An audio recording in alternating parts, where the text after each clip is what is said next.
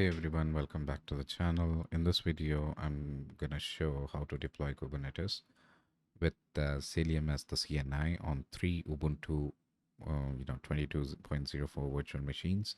We'll have one master and two worker nodes. We'll cover everything from installing the prerequisites to getting the Cilium up and running. So let's dive in. We'll first run apt updates.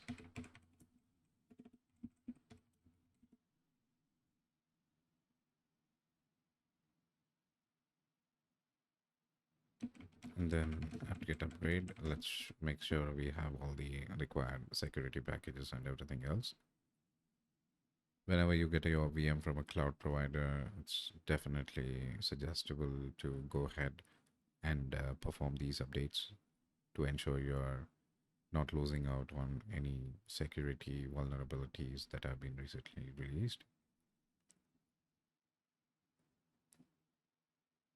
So these patches that they push to the repositories ensure that your server is safe and sound.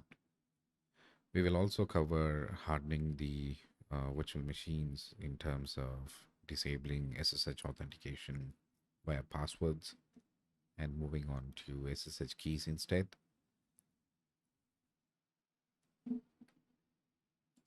Okay, so now it's come to the point where it's going to try replacing whatever configurations you already have.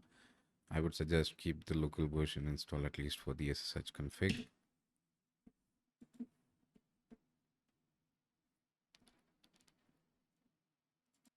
Okay, now that the updates are complete, we'll have to make some changes for the modules that are present in Linux that we'll need for K8s to work.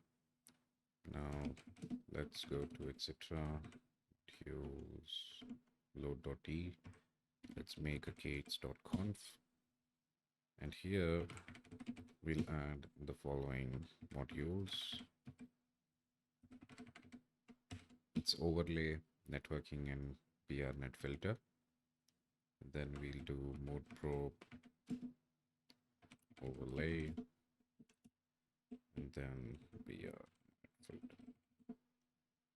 If you supposedly don't see any errors here, then it's working fine. We'll have to move to the sysctl kernel networking config. For that, let's go to etc. sysctl.d k8s.conf net bridge nf. So this is for IP tables.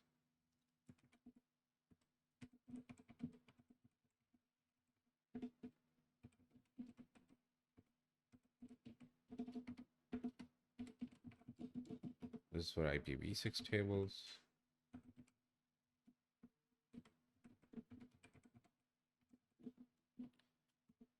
And these are the three entries that we have done in sysctl, and we'll make them persistent.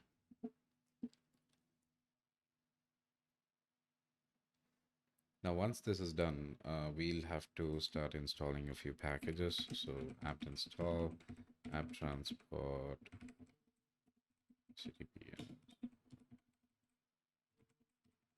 You can see these commands in a gist that I'll be sharing on this video in the description section.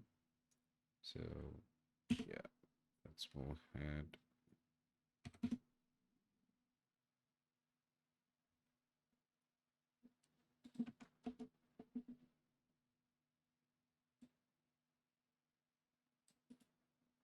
Now we'll have the Kubernetes RQ keyring.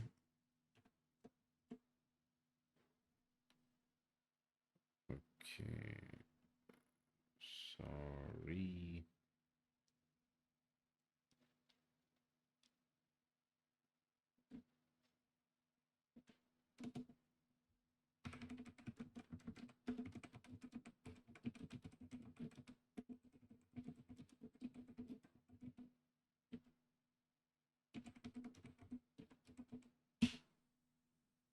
Okay, now that this is done, we'll go ahead and add the Kubernetes repository into our sources. Once that's done, we'll run another apt update.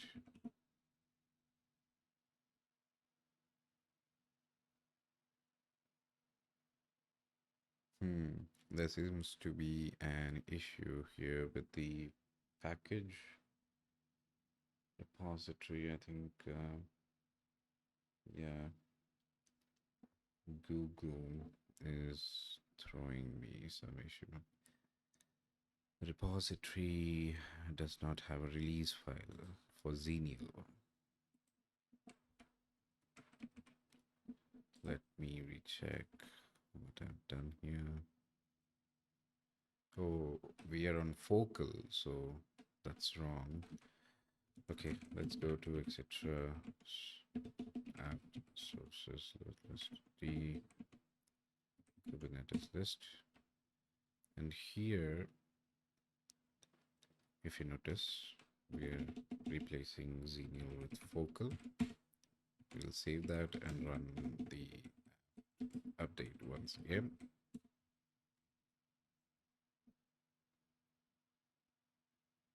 Weird. We're not even able to get this one working. Let me just check.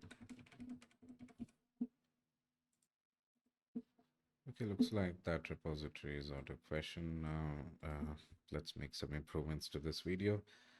We'll go back to the key rings that we have installed so far.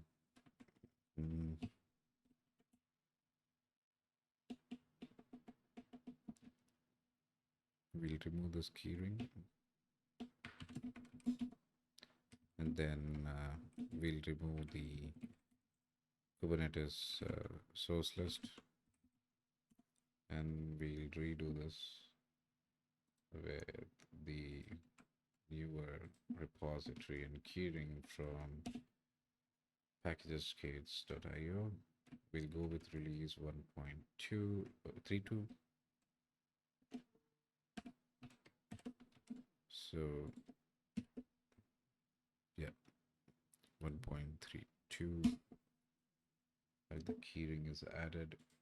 Now we'll go ahead with the repository.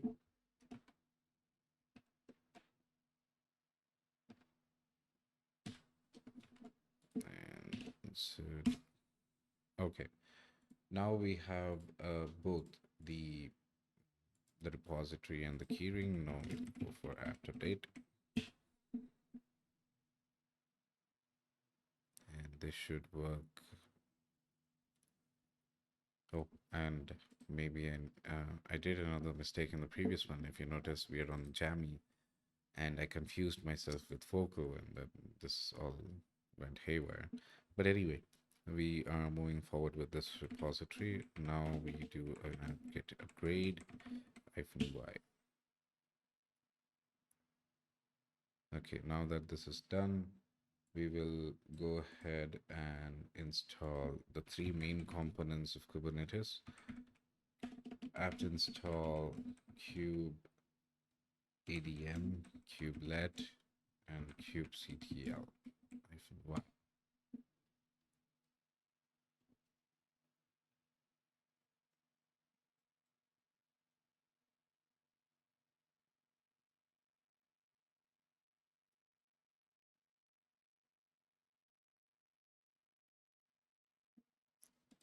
We'll just go with okay.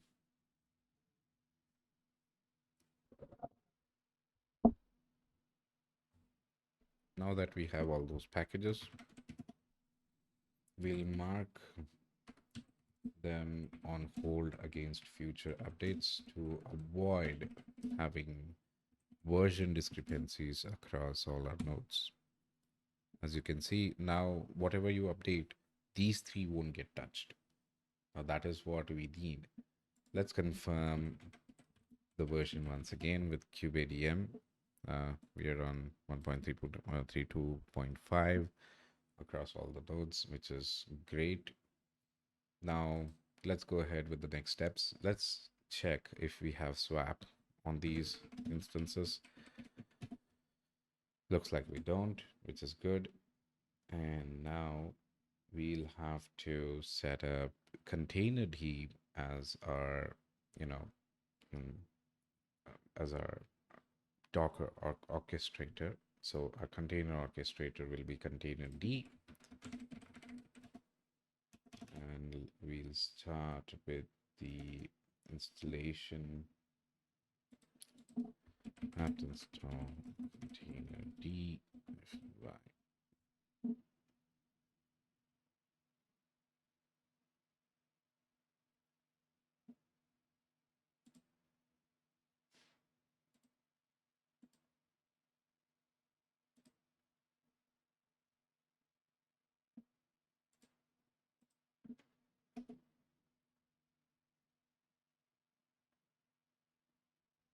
Okay, now that we have containerd installed, we'll have to go ahead and make some changes and generate the default configuration file. So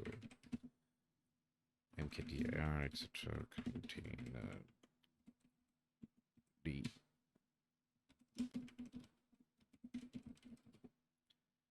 Now, since all the configuration files for any application installed in Linux goes to etc, we have just made a new folder containerd here, and now containerd config default t config.toml.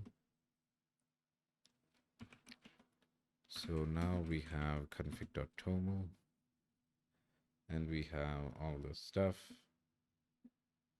Now we need to tell containerd to use systemd cgroups and operate in the same way as Kubernetes expects it to operate. So we'll search for systemd cgroup, and this should be the runtime options that you're editing on. So let's go ahead with true over here.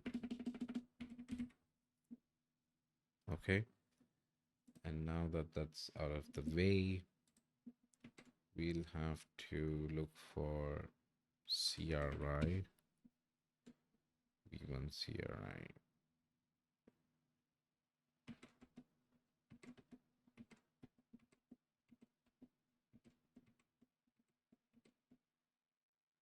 Yeah, so this is the plugins IO containerd CRI, and here I think we should be seeing another system C group.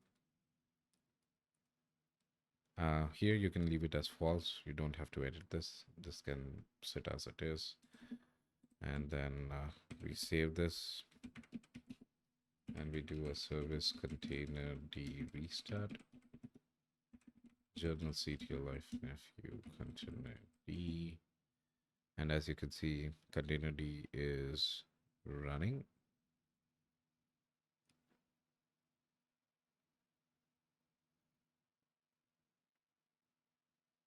Okay. Now that containerd is running, we'll just go ahead and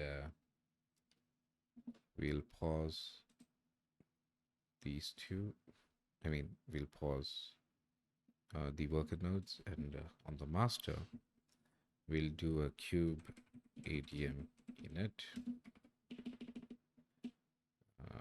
Before that, I forgot, we need to check the host names for all of these. So let's go to etc hosts, and this is kube master. Okay, and let's go for etc hosts over here. This is kube worker, and this is kube worker 2 most likely. Yep, so that's that. Please note that I haven't done any prep for this, so we're just going to go ahead and deal with this as you would when you first received your VM. What I'm going to do here is I'll just replace with this the public IP,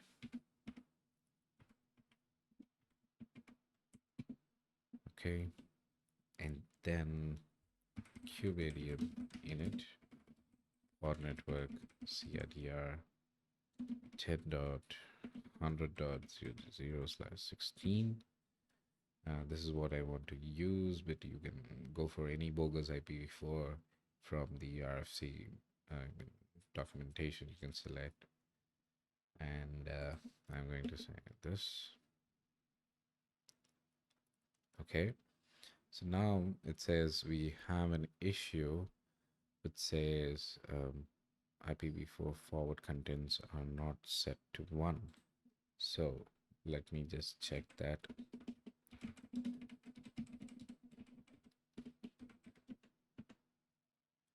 k8s.conf net IPv4 IP forward seems okay to me.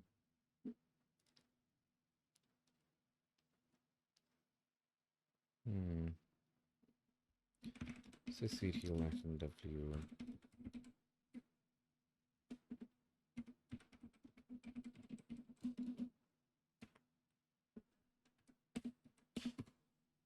Okay, sysctl FNP. And let's try kubeadm init once again. Okay, that worked.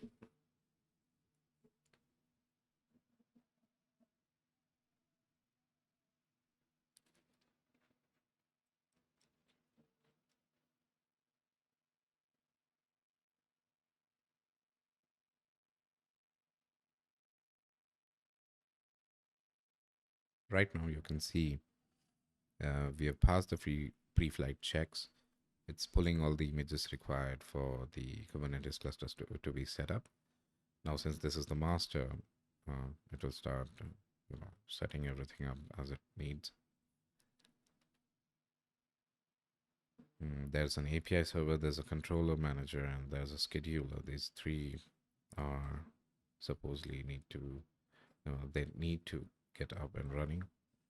Now, as you can see, it also decided to set up CodeDNS and kubeproxy on its own. So, and also it has told me that my control plane is initialized and is successfully up and running.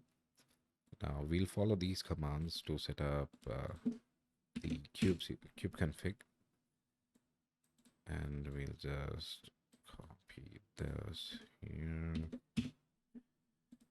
and we'll just copy this as well. Okay, so now we can see kubectl get all, and yes. Now, as you can see, we have a control plane. It says it's not ready. That is expected because we don't have any networking set up yet. So we'll do that shortly. Let's go ahead and add the other nodes to the network first.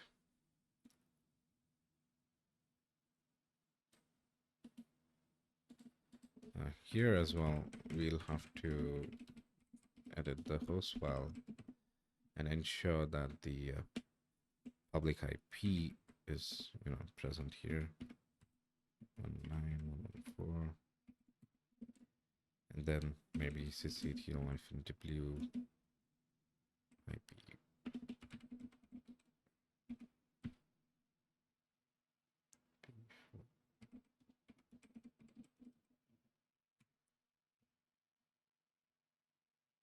Okay, that's done, and we'll have to queue this. Let's see if it works. And yes, it worked. And I think if we do get nodes here, yeah, got added. Now I'm going to do the same thing over here. I'll go to hosts, and then 103.247.9.112, and we are going to insert the same. Oh, we'll have to do sysctl.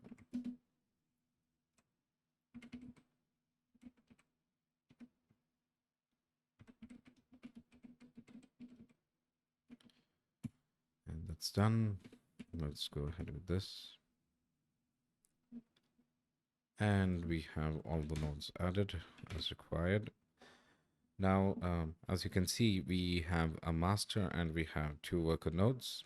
Now we'll have to ensure that the networking CNI is set up and everything, starts working. Let's just check the service continuity status. Everything is working fine. Okay. Now we'll go ahead with the CNI setup. I'm using Cilium here, so I'd like to install the Cilium's CLI. To install the CLI, you can actually visit their website. I'll drop the link for the commands and everything else. So right now, I'm going to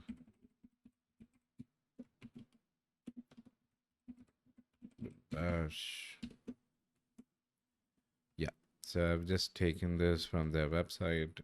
It will just download and install the CLI for me. I'll just add the execution permission on top of it. And then I'll execute the script.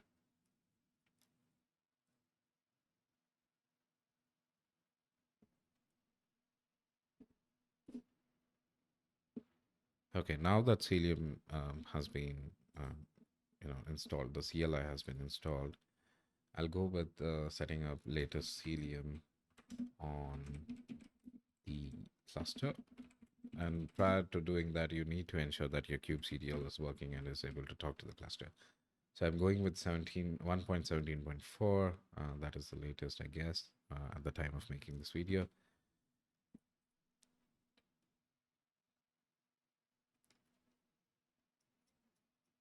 Okay.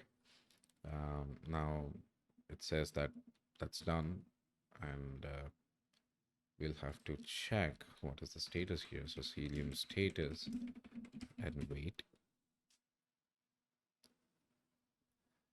It says the pod is pending.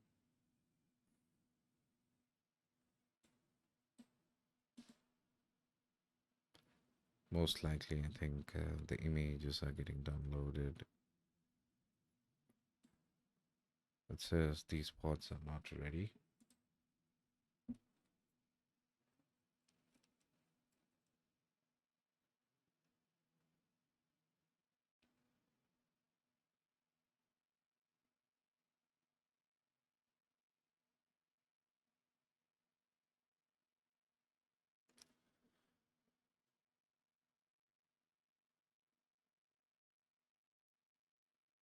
Okay.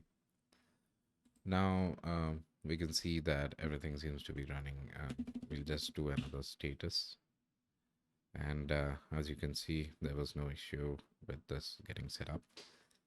Everything seems to be okay. The cluster mesh doesn't need to be enabled, but the rest of the stuff is there.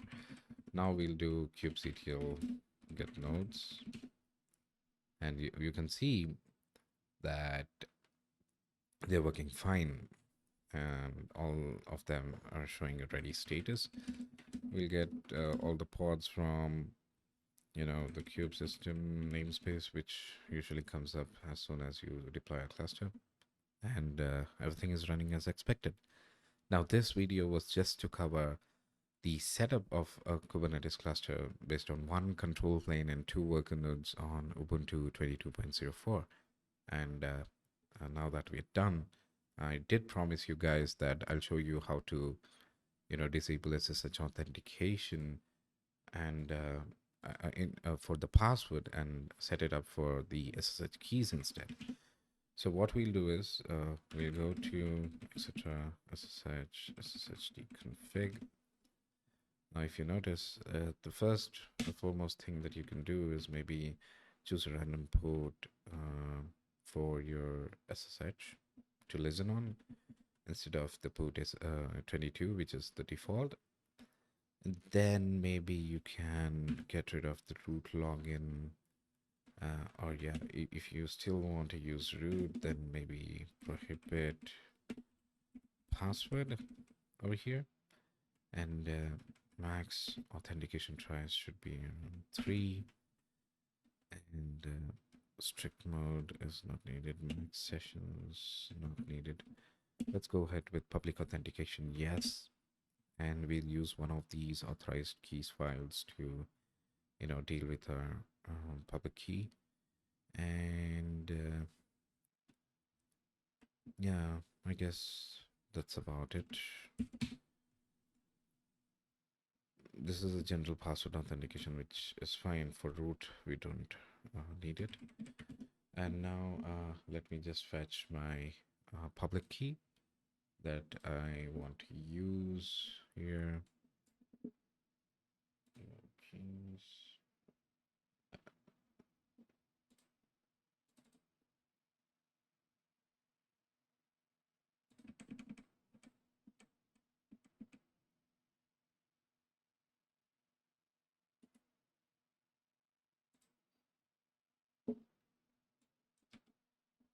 Apologies for that.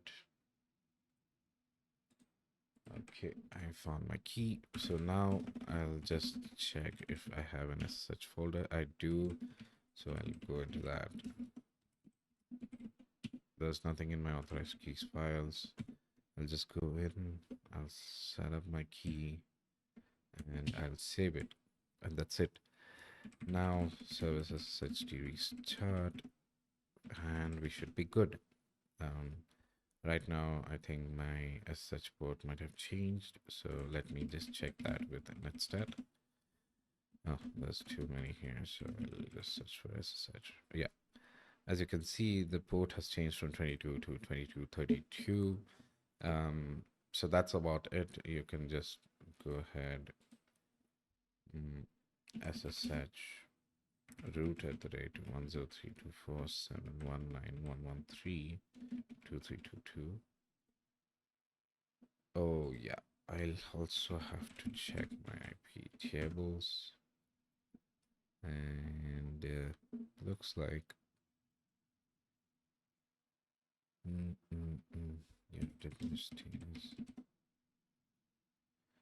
if W is inactive.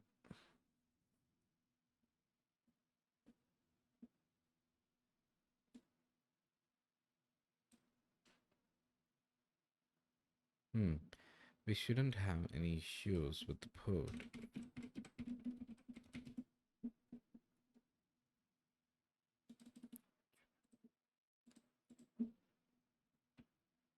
Oh, sorry.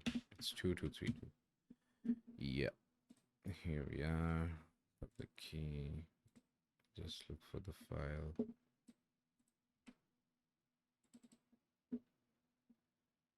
And yeah, I'm in without even mentioning the password. So that's about that. And looks like we still have some upgrades to run. Oh, nothing. Apt auto.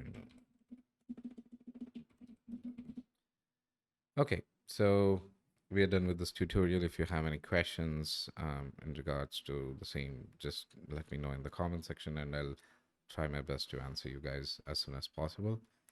Thank you.